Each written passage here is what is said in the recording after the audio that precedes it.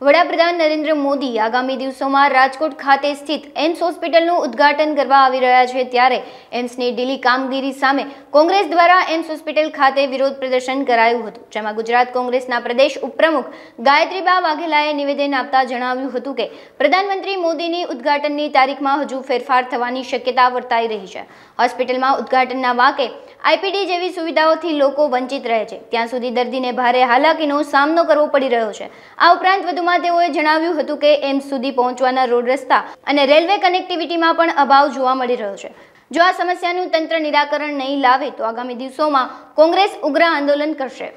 ગુજરાતનું ગૌરવ અને સૌરાષ્ટ્રની ગૌરવ એવી એમ્સ હોસ્પિટલ જ્યારે રાજકોટમાં બને છે, પણ જે ઓગસ્ટ 2023માં આ એમ્સ હોસ્પિટલનું કાર્ય જે બિલ્ડિંગ છે એ પૂર્ણ થઈ અને સંપૂર્ણ લોકો માટે કાર્યાન્વિત થવાનું હતું, એના બદલે અત્યારે જે કન્સ્ટ્રક્શન જે છે એ 2 વર્ષ સુધી ડિલે થયું છે। ત્યારે આ ભારતીય જનતા પાર્ટીની કમિશનવાળી 40% કમિશનવાળી સરકાર જે છે એ માત્ર ને માત્ર પોતાના તાઇફા કરવામાં જ પૂર્ણ છે, પણ જે લોકોની જે સુવિધા માટે થઈને જ્યારે એમ્સ હોસ્પિટલ બને છે તો કન્સ્ટ્રક્શન કામ પણ ખૂબ જ એની ગુણવત્તા પણ ખૂબ જ નબળી છે। તો અમે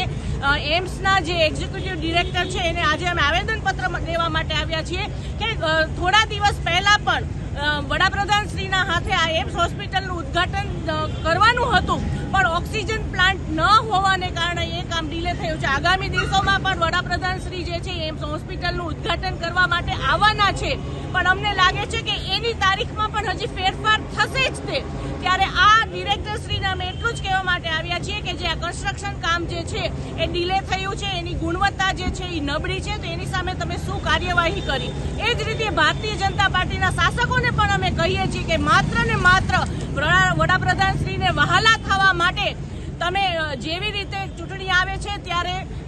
એરપોર્ટનું ઉદ્ઘાટન કર્યું, પણ એમાં સુવિધાના નામે મીંડું છે। એ જ રીતે જો આગામી દિવસોમાં પણ વડાપ્રધાનશ્રીના હાથે ઉદ્ઘાટન કરી અને એમ્સ હોસ્પિટલમાં જો સુવિધા નહીં હોય તો કોંગ્રેસ અત્યારે તો માત્ર આવેદનપત્ર દેવા માટે આવી છે, પણ આગામી દિવસોમાં લોકોના પ્રશ્ન માટે આંદોલનાત્મક રીતે ત્યાં એમ્સ હોસ્પિટલ જશે અને એની જે ખામીઓ છે જે એ પણ સામે જ દેખાડશે। આજે તમે જોશો કે હમણાં થોડા દિવસ પહેલા એમ્સ હોસ્પિટલમાં જે એક સ્લેબ છે એની ગુણવત્તા નબળી હોવાને કારણે તોડી પાડવામાં આવ્યો હતો। એ જ રીતે ઓક્સિજન પ્લાન્ટ હોય કે પછી એસી પ્લાન્ટ હોય એમ એ પણ હજી કાર્યાન્વિત થયું છે કે નહીં એ પણ એક